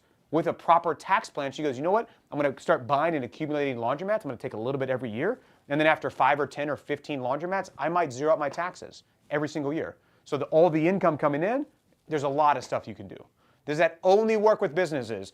Rental properties, mobile home parks, anything that can be depreciated on that, which is the improvements of a structure. If I buy land, I can't subtract dirt. But if the land has a building on it, I can add up the economic components inside of it. The wiring, the light fixtures. In this example, great question, AG, great question. In this example, it's the equipment, FFE, right here. Equipment 2, yeah. So in this example, it's the equipment. So it's the washers, the dryers. Yep. Sometimes it's inventory of the business. Sometimes it's just the asset and the structure itself. Great question. Do you see that back in a tax refund if you have paid W-2? Such a great question. Oh my gosh. Okay, how many of you have this question too? Just type 1 in the chat. Alex says, pin it up here. Do you see that in the back in the form of a tax refund? Let's go over here. Let's go to this board. Oh, we'll just flip it like this. Yes, great question. Okay, come here. Let's walk through this. So I'm going to nerd out a little bit, but stay with me. Okay? So we're talking about a couple of different things. We've got to get some terms on the board. We've got to understand some of the definitions of this. So a tax return is the paperwork that you file to the IRS. You file a tax return. I've got many questions like, what does that mean? I got you. I got you. If you need help, I've got free tax savings calls. I don't think I've got any more availability, actually. But if there is any availability, just tap on this guy and go book a free tax call. I think Mandy told me there's no more availability. I love you. I'm sorry. I don't set aside enough time. I'm trying to. I set aside free tax savings calls to help as much as I can. If you need a tax savings help, if there's any availability, just tap on the button. But let's get definitions. Tax return. So the return is the actual paperwork that you stack together and you file to the IRS. That's you reporting your income, your deductions, your credits, your dependents, all that stuff. That's the tax return. Now, a tax refund is whenever you have withholding through the year. So I'm taking a little bit of money out of my paycheck every pay period or my quarterly estimated payments in my business, and then I'm sending it to the IRS. That's withholding. So I send it ahead of time all the way through the year. January, February, March, April, May, I'm sending it to the IRS, send it to the IRS. When I file my taxes next year in April, I sent them too much money. Good morning, Coco Customs. They give me a refund. That means I sent them too much money, so withholding. Withholding is the term when they keep money before they give it to you. So you get your paycheck, and out of every paycheck, you can see they withheld taxes. Withheld taxes. That means it goes directly to the IRS, and you're prepaying your taxes before next year. You don't have to do that, but you can end up in some really hot water if you don't have the money ready. Continuing on. So the question was, if I take the accelerated depreciation on the laundromat that I bought, and I take the FF&E deduction, am I going to get that money back in the form of a tax refund?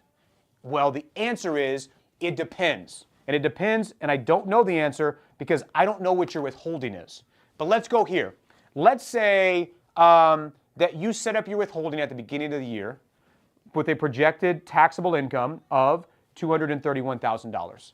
So let's say that you did withholding and you were sending this money in through the entire year.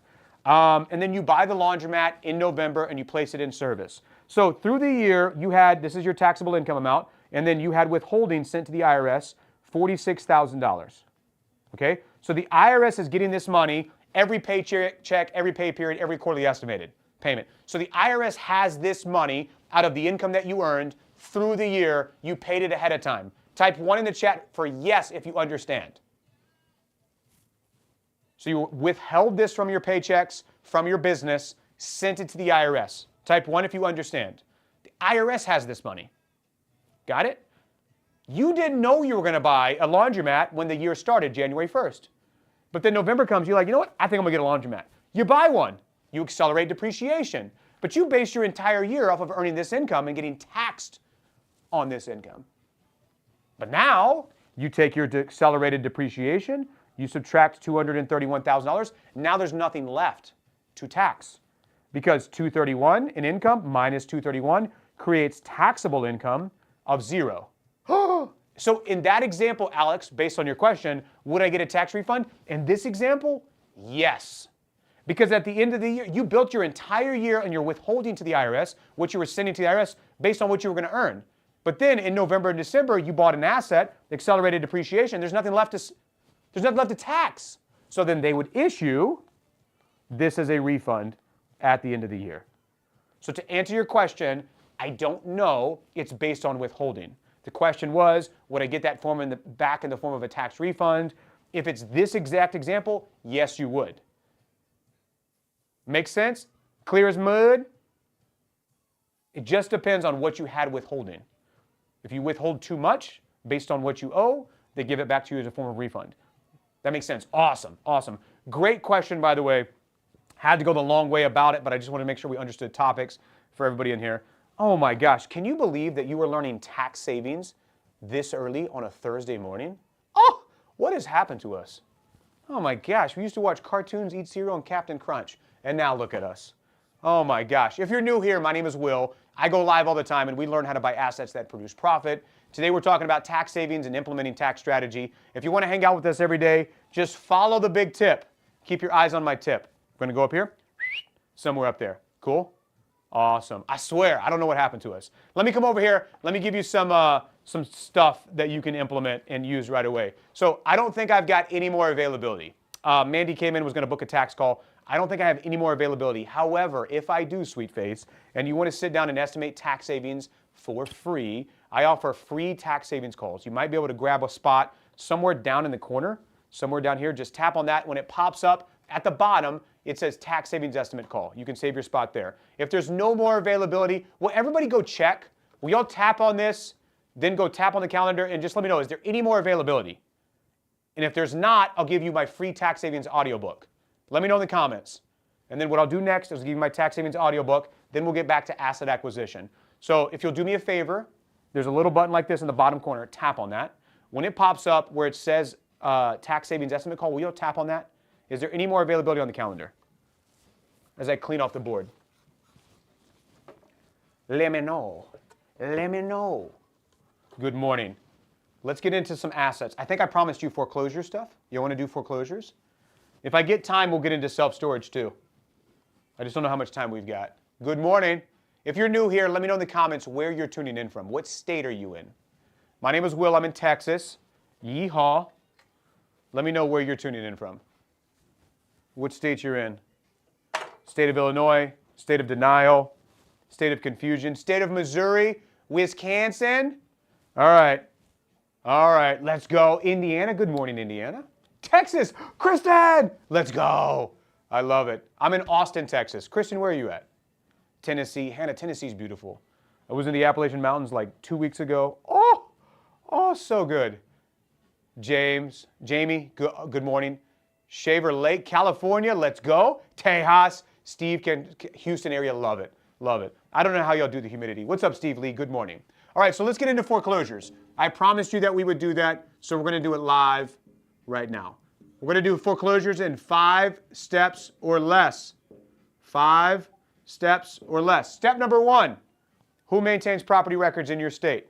You're going to go to the internets, and you're going to search who. Everybody say who. Let me see if I can pull up something for you. You're going to search who maintains property records. Who maintains property records in Texas? Who maintains property records in Illinois? Who maintains property records in Tennessee? Who maintains property records in your state? You're going to search that. What that's going to tell you is where you need to go to find the list of of foreclosures. Who maintains property records in your state, which is step number 1. When you do that step, you're then, see if I can find this really quick, pull this up for you. When you find out who maintains property records, you then go there and you look for a list. Man, I do not know where that's at, so all good. Who maintains property records in your state? So you're going to search that information. Yeah, county property appraiser. So in my state, that's my source. So my source is the county clerk's office.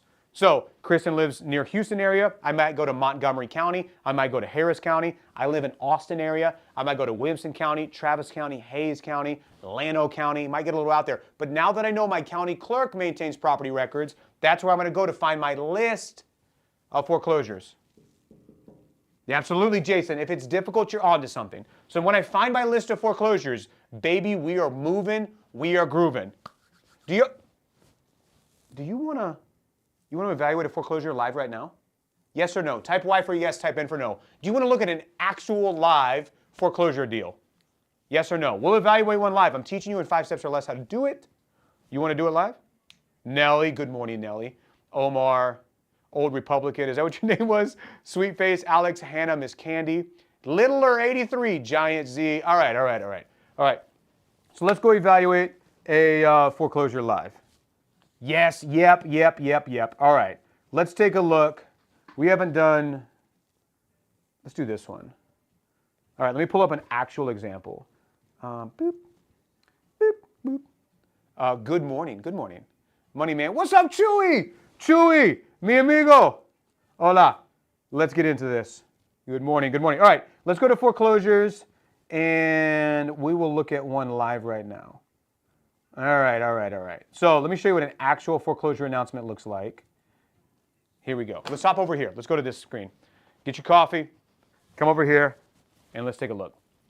Okay, so when I see this foreclosure, this is the actual announcement. This is what it looks like. I look at the actual announcement. Let me pull this over here. Can you see that? A little too much. Okay, right there. Perfect. I like it. So this is the actual announcement. This is what it looks like at the county clerk level here in Texas on a foreclosure announcement. It may look a little different for you, but it's the same principle. It says the notice of substitute trustee sale. I'm going to read this to you in case you can't read it. Notice is hereby given that a public sale at auction of the property. Public auction. Good morning, Fred. This is an actual foreclosure announcement. The information that I want to extract from this in the beginning, everybody type D in the chat. This is what we're looking for. We're looking for the D. Type D in the comments. Just like Sarah Gibbons. When Sarah Gibbons wakes up first thing in the morning, squeaky, squeaky, she gets the crust out of her eyes and she starts to look for the D. She says, where is the D? Give it to me. Where is the D? Give it to me. We're going to look for the D. It's just a different type of D. It's not the same D that Sarah's looking for. We're looking for the debt. The debt. What is the original debt that they got on this property? That's likely going to be the opening bid. Not to get too nerdy on you, but if you live in a judicial state, which means you have to get sued in order for them to foreclose on you, there's going to be attorney fees tacked onto it. If you live in a non-judicial state, you might not have to deal with that. However, the opening bid is going to be the balance of the debt. So if it's $175,000, the original lender is going to take first bid. This could be JP Morgan National Bank, Mr. Cooper, Rocket Mortgage, Wells Fargo, whatever. They bid the debt. In this example, what is that number? Type the number in the chat. I want you to learn to read this information. What's the number? Let me know in the comments. Does anybody see the number? Big and red? If you're colorblind, good luck. Big and red. Pastor! Let's go! Good morning, Pierre. Good morning, Pierre. Steve Lee, what's the number? 175. Trust? Ethio? The Littler 83? $175,000. So that's the debt. Now, I don't know if I should bid on it. We're looking at a foreclosure live. In case you're new here, my name is Will. I go live all the time. We learn how to buy assets that cash flow. If you want to hang out with us every day, just tap on the follow button somewhere up here. So I know the debt amount. I know what the opening bid is. Wells Fargo National Bank is going to bid $175,000. Now's my chance, sweet face, to bid next. Do I want to? I don't know. I need to find what it's worth. What information, let me know in the comments, what information would I need to figure out what a property might be worth? I don't know anything about this property yet except the debt on it. What information do I need to evaluate the value of a property? Like, what's the very basic, bare bones information about the property? Let me know in the comments. Starts with the letter A and ends with address. Starts with the letter A and it ends with address. That's right, Chrissy. Address. What is the address of the property? So I find the address of the property, which is listed on the announcement, and then I take that and I can go do a variety of different things. I can go to the county appraisal district. I can go run my own comps, similar bedroom, bathroom, square footage, condition. All of the other answers are absolutely excellent, but the very first beginning thing is I got to know where the property's at, and then I can go run comps on it. And this is Zillow. Zillow's not accurate, but it's going to give me a ballpark estimate. In 2 to 3 minutes, I'm going to figure out what the ballpark value is before I invest 2 to 3 hours researching this deal. According to Zillow, this thing's worth $325. Is that true and accurate? I don't know. Ballpark, if it is worth $325, and if it's only owed $175, and I can bid that and buy it at foreclosure auction, what is my potential profit? Or use the property analyzer, Jason. Jason, I want you to understand that don't think I didn't see all the notifications coming in if you like and comments and the new profile picture. Don't think that I didn't see that, Jason. Okay? Okay? If I've got a potential profit of $150,000, should we continue researching this asset? Type Y for yes, type N for no. Huh? Anytime I start getting notifications, I'm like, uh-oh, he's done it again. Here we go. Jason liked a comment from 600 years ago. Oh, no, here we go. $150,000. Is that potential profit good enough for you? $150,000. Is that PP big enough for you? If that's big enough for you, type big in the chat and we will continue. If it's not big enough for you, that's okay. Just type small. Is this PP, the potential profit, is the PP big enough for you? Old Republican, didn't hear me. Is the PP big enough for you? Type big in the chat. Do you like the size of this PP? Yes. Yes. 150,000 in potential profit? Oh, I dig it. Can you dig it? But wait. The thing about foreclosures is you got to look for liens. Sweet face. Lock in. You got to look for liens. Now, what is a lien? A lien is a debt is a lien. So everybody type L in the chat for lien. I want you to remember and retain the information. Type L in the chat for lien. A lien is a debt. If I hire a contractor to renovate my bathroom and I don't pay the final invoice on that bathroom renovation, they can put a lien, a debt, on my property. Meaning when I sell that house, that lien gets paid first. Then I would get what's left over. And that contractor finally gets paid for the unpaid invoice I never paid him on. That's a lien. If we're going to start learning about buying and evaluating foreclosures, we need to understand about liens. Because if I buy this property and there's liens on it, I might be liable for that as the new owner, even though the previous owner did it. Cool? So where do I go to look for liens? The original source. Step number 1, who maintains property records in Texas? If you're new here, we're learning how to evaluate foreclosures in 5 steps or less. If you want to hang out with us every day, just tap on the follow button somewhere up here. Step number 1, who maintains property records in your state? Who maintains property records in Texas? Who maintains property records in Missouri? Step number 2, when I find out that source of information, I go to that source. Step number 3, I look for the list of foreclosures, which we already found. Then I'm going to look for the value and the debt. I found the value in the debt. The debt was $175. The value was $325. I've got a potential profit of $150. I'm going to check today. Let's go. Let's go. Keep me posted. Let me know. Then I need to look for liens, which I go to my original source. For me in Texas, that's my county clerk. It's whoever in your state maintains property records. Cancel Money Man Myers, baby. Hey, I got your shirt. It's on the way. It's on the way, baby. Just check the mail. Give it 6 to 8 months to get there, okay? We found a homeless guy down the street, put it in his backpack. He's walking towards your house. 6 to 8 months is the estimated arrival time. There's a little distractions along the way. But anyway, so I go to the county appraisal district. I'm going to look for liens. You ready? I'm going to look for liens. Let me get my big pencil. Hold on. Let me get it, pull it out. I usually don't do this, but I usually don't do this. Oh, okay. Okay, yeah, I usually don't do this. I'm going to pull it out for you. Here's the liens. So I go to the Dallas County clerk. At the Dallas County clerk, that one you're wearing is dope. Dude, these are the Forefather shirts. They are awesome. What I love about them most, although they do look good, that's mainly me. I look good. Thank you. I knew what you're saying. But the shirts, it's okay too. They have these collars that never fall down. They're awesome. So just search Forefathers. They hooked me up. So I've got coupon codes if you just use coupon code MONEYMAN, or it's in my TikTok profile on my site. But it's Forefathers. Like golf? Yeah. Here we go. Dallas County Clerk, it says notice of child support lien. Oh! 1 child support lien, 2 child support lien, 3 child support lien. If there are 3 child support liens, how many baby mamas does this guy have? Sweet face. How many baby mamas does this young man have? I find 3 child support liens. That means there are, let me know, 4. Paint, what? Eddie, good morning. 3 too many. Oh, Republican, that's right. There are 3. Shane, there are 3. Sweet face, there are 3 baby mamas.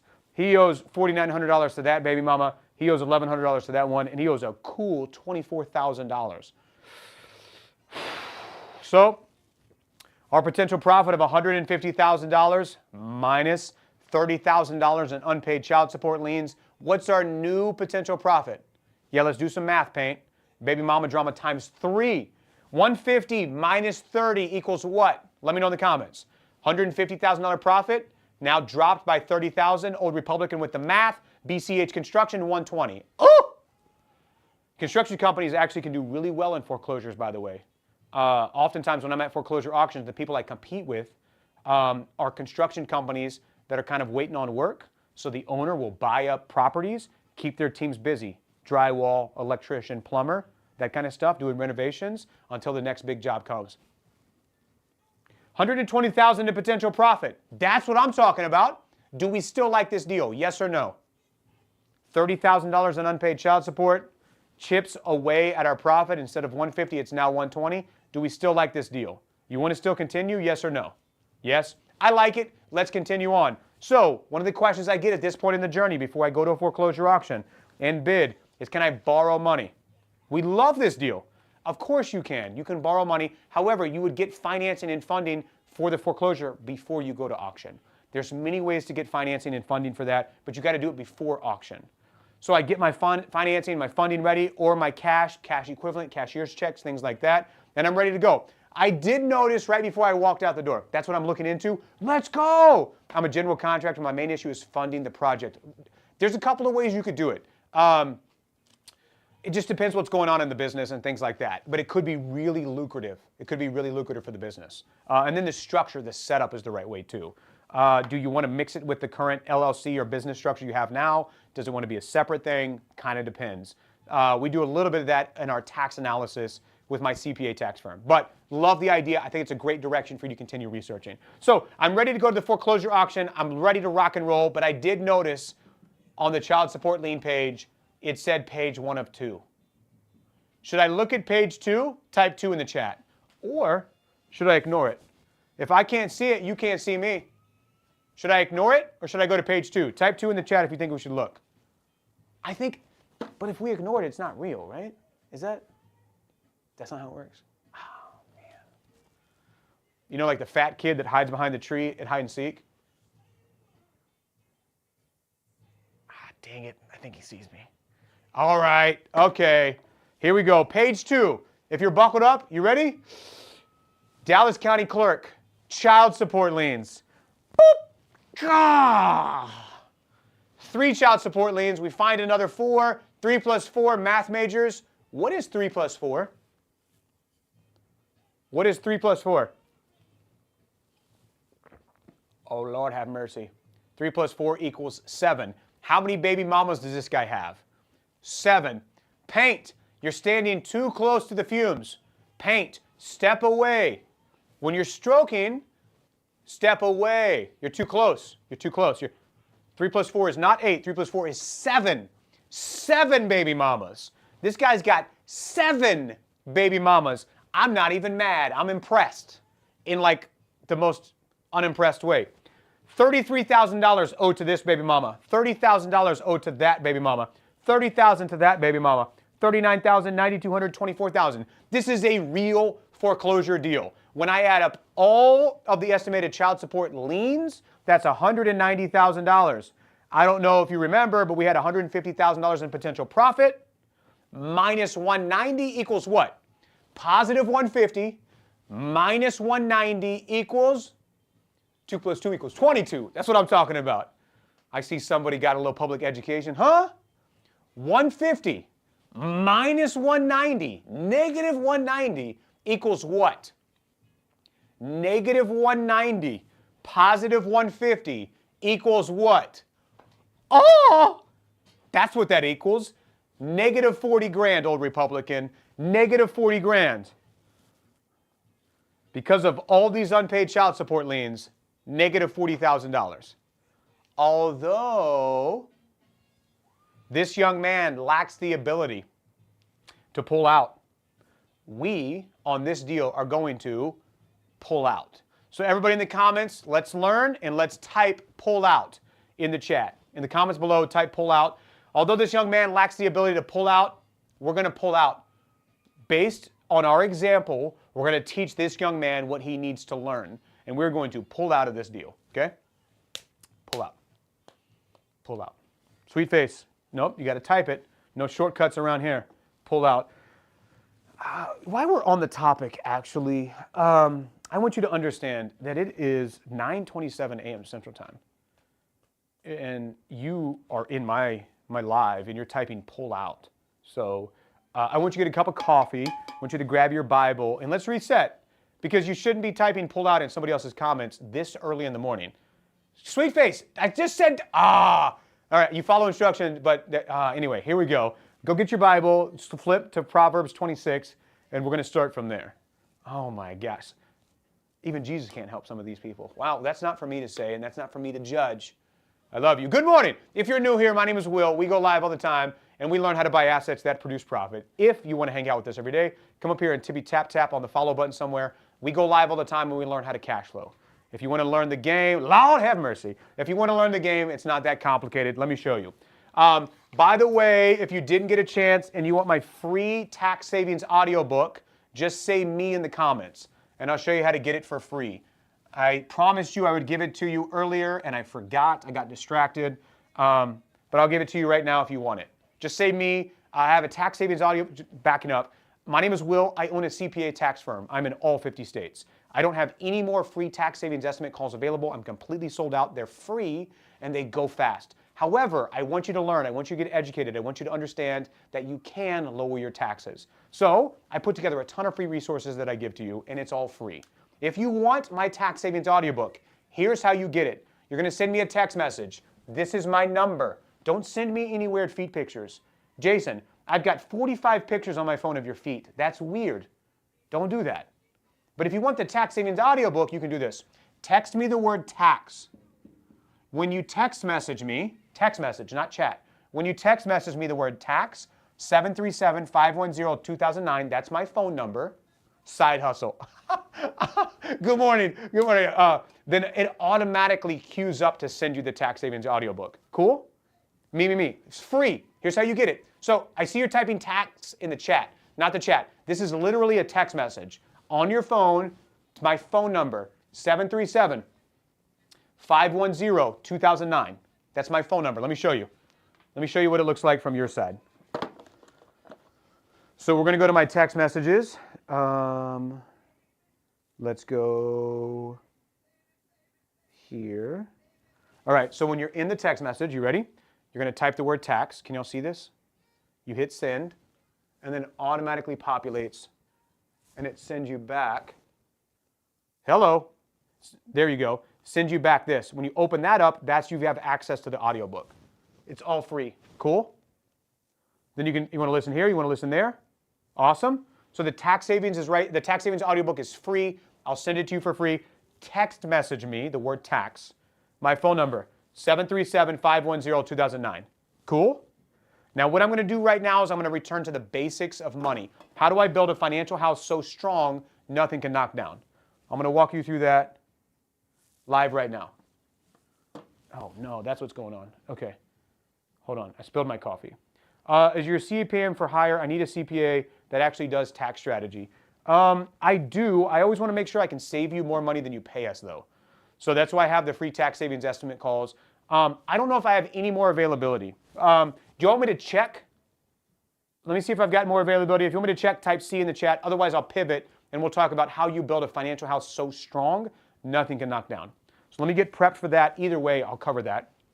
And then, yeah, if we can help you, then there may be a possibility to hire us. But I just always want to make sure that I can save somebody more money than they pay us. That's one of my guarantees, is that I'll return more tax savings back to you than you pay us, because that just makes sense, right? I don't know where. Let's go here. Let me try this. Okay, so if you're new here, good morning. Good morning. And we're going to get into it right now. Okay, go check right now. So if you want to book a free tax call, then we'll get to building a financial house so strong nothing can knock down. If I've got any availability, what you're going to do is you're going to tippy tap tap on this guy. There's a little button down in the bottom.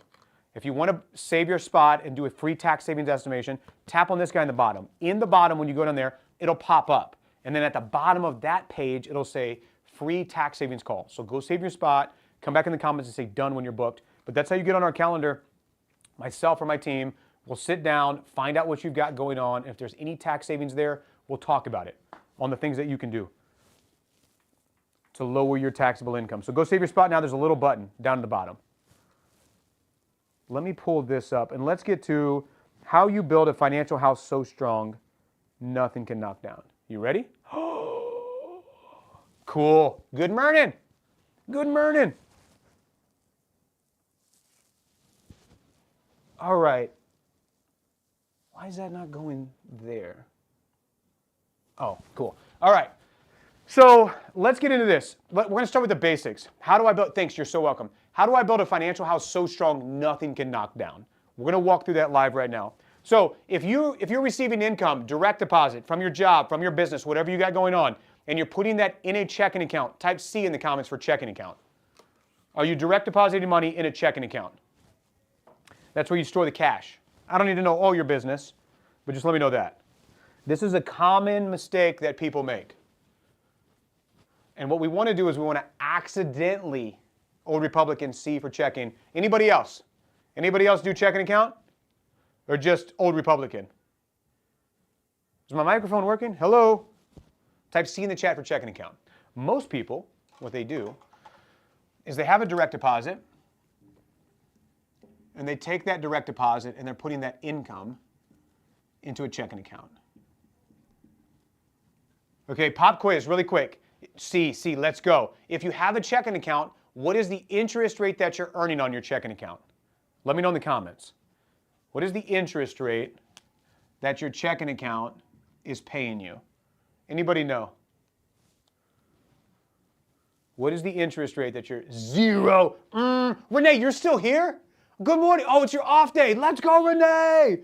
Let's go. I thought she was planting grass seeds or something, or beating up the landscaper again. Jojo, I like your shirt. Thank you. The shirt is from the Forefathers. They've got a great business. I love what they're doing. I actually have the link to their business and their site where all kinds of cool shirts they've got in my TikTok profile. It's awesome. They do a great job. So what is it? What is your bank paying you?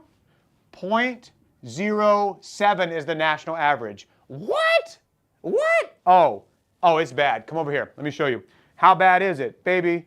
Oh, it's muy bado. Muy mal. Muy mal is the word we're looking for. So, according to the FDIC, which who insures? I'm just leaving Lowe's with more bags of grass seed. Renee, you are a maniac. You didn't even sleep in today. Oh my gosh. My bank pays zero? Okay, I need you to pay attention. We're going to make one change today. I'm going to show you how you accidentally gain more interest. All the same stuff you're doing, you don't change what you're doing, you just change one thing. I'm going to show you live right now. So, the national average, according to the FDIC, on a checking account balance is 0.07%. Ugh! Disgusting. If your balance in your checking account, hypothetically, was $10,000, and it doesn't really matter what your number is, everybody's number is different. But whatever your number is, $10,000 times 0.07 means in 1 year of your money being at the bank, you would earn $7. Ugh! What? 10 grand only makes you $7? What does the bank do with that money then? They take that money that you put in your checking account and they put it on a credit card. In the comments below, what's a credit card interest rate that you've seen? They lend it out, Renee Five Guys Miller. What's an interest rate you've seen on a credit card offer? Let me know in the comments. 25%, Kim. 25%. 21%, girl next door. 29%, Alex. 22, 37. And what are they paying us? 0.07. Oh! 24, 28, 25, 100%. In 5 years, with your checking account, you would earn $35. Here's the one change we make. Instead of direct depositing our money into a checking account and paying our bills and paying the rent and paying the mortgage and paying the car payment and all this stuff, you can do the same stuff with a high yield savings account. It's at different banks like SoFi, Citibank, American Express has these all over the place. They pay between 3 and 4%, not 0.07. And it's not a little difference, it's a huge difference. That same $10,000 account balance, instead of earning $7 in a year, you earn $400 in a year. Instead of earning $35 in 5 years, you earn $2,166 in 5 years. I'm going to show you how significant this is, but I have an entire list of high yield savings accounts. How many of you want me to send you that list for free? Just type L in the chat. I aggregate a list of the best high yield savings accounts about once a week, and I'll send that list to you for free. But look at this. Look at how I just learned about this, and it's crazy because you don't do anything differently. You set up a high yield savings account, you can have your money stored there, and you earn higher interest rate. Okay, list. If you want the list of high yield savings accounts, it's easy to get. When you're in the TikTok live, there's a little orange button right here. See it at the bottom? Just tap on that. When it pops up, it says, I want the list of high yield savings or high interest banks. Just tap on this guy right here. Boop. When that pops up, it pre-populates a message. Just hit send. Watch this. I'll automatically send you the list. Banksearch.org/list. Boop. And then there's an entire list. SoFi Bank pays 3.8%. Barclays pays 3.5%. American Express pays 3%. Citibank pays 4.1%, but minimum balance of 5 grand. All these others, zero minimum balance. So if you want that list, go grab it now. Just tap on the orange bubble and it says right there. I learned about this year. Let's go. So that list is free and it's there. But here's what's crazy. This is what's really wild. Check this out. Let's go to calculator time. If I've got the same account balance, $10,000, and I've got it in a high yield savings account, in 1 year, I've got SoFi. Do you like SoFi? Everybody that has SoFi loves them. I believe in SoFi long term. I've got more banks on that list, but SoFi is an all virtual bank, which means they don't have in-person locations, which means they don't have those fees. Those expenses in their business. They don't have brick and mortar. They don't have payroll. They don't have property taxes, utilities. Because they don't have those expenses, I believe in them long term. Love it. Yes. Yeah. Marcus's Goldman Sachs is good too. But check this out. This is the point. $10,000 account balance, earning 3 to 4%. In 1 year, you earn $400. Compared to checking account, in 5 years, you earn $35. Pay attention. $400 in 1 year, $35 in 5 years. Checking, high yield savings. You ready? Watch this. So if you earn $400 in a year with the same account balance, and we divide that by 12, that means you earn about $33 a month. Yo, what's up, Cody? $33 a month. Hear me on this. In 1 month with a high yield savings account, you earn in 1 month what this would take you 5 years. What? Did you understand what I just said? Yes or no? In 1 month with a high yield savings account, you earn about what it would take you 5 years to do. That's bananas. And the only thing you do that's differently, like SoFi, yeah. Who regulates? The same one that regulates your bank right now, the FDIC. Cool? Earn in 1 month what it takes 5 years. This is how you accidentally earn interest. Whatever you're doing in your day-to-day life with a high yield, with a checking account, paying the bills, paying the car payments, paying the rent, when money shows up, when it direct deposits into your bank, instead of just earning 0.07, you earn 3 to 4%. Cool? Only over a certain amount. Not necessarily. Let me show you this. Okay, let's go over here. So if you want the list of high yield savings accounts, and we're going to go through these right now. If you want the list of high yield savings accounts, I put it together for you. Just tippy tap tap on the orange button in the bottom of the TikTok live. Boop, just tap on that guy. When it pops up, what the heck? When it pops up, it will take you to, I'm going to show you the bank list. And it's not necessarily over just a certain amount or under, but what we always talk about is what the bold print giveth, the fine print taketh away. So when you're in the TikTok live, tap on this. Boop. Why does it keep going to my messages? How do I get back to Service Plus? Anyway, go down there, tap on the orange button. When it pops up, it'll say, I want the high interest banks. Tap on that, it populates a message, hit send. That's how you get the list of high yield savings account. I see that other, not the message. You're good, awesome. If the bank gives you a tax form, then answer it yes. Yeah, you're gonna earn interest and you're gonna pay tax on that, but it's better to earn $400 and pay tax than earn $7 and pay tax. It's better to earn $2,166 and pay tax than earn $35 and also pay tax. I don't know if you know this, but you live in America. America loves their taxes, baby. That's why we walk through tax savings, hiring the kids in your business, maximizing all that kind of stuff. Cool? I love it. Yeah, it's not a bad thing, for sure, for sure. So if you're new here, my name is Will. We go live all the time. We learn how to buy assets at Cashflow. If you want to hang out with us every day, then you come up here and tap on the follow button. Somewhere up there, just hit tippy tap. We go live all the time. But I got a piece in Greece. I got to get out of here. I've got a meeting I got to get to in 18 minutes. So I got to peace out. I hope you learned something. I hope you got value out of this. We'll go live again. We go live all the time. And we'll learn more. Yeah, American loves gerbil studies, which is crazy. Crazy. But we're going to adios muchachos. Let's flip over here and let's dip like a chip. Peace. Do I have school? I do. I've got a group called the Passive Income Club. We got 450 members all over the world. You can learn about that in my TikTok profile. But we're going to get out of here. Tap, tap, Donnie Ballgame! I can't wait to hear all the good news. Donnie Ballgame went to a foreclosure auction yesterday and bid on her first foreclosure property that she was going to buy. So if you're in the group, you'll learn about that. We're going to get on the calendar with that. I'm from Ghana. Let's go, Ghana. All right, I got to go. I got to peace out. I got to stop looking at the comments. Otherwise, I'll keep yapping and talking to you all day. I love you. I'll catch you on the flip-flop lollipop. And peace. Adios.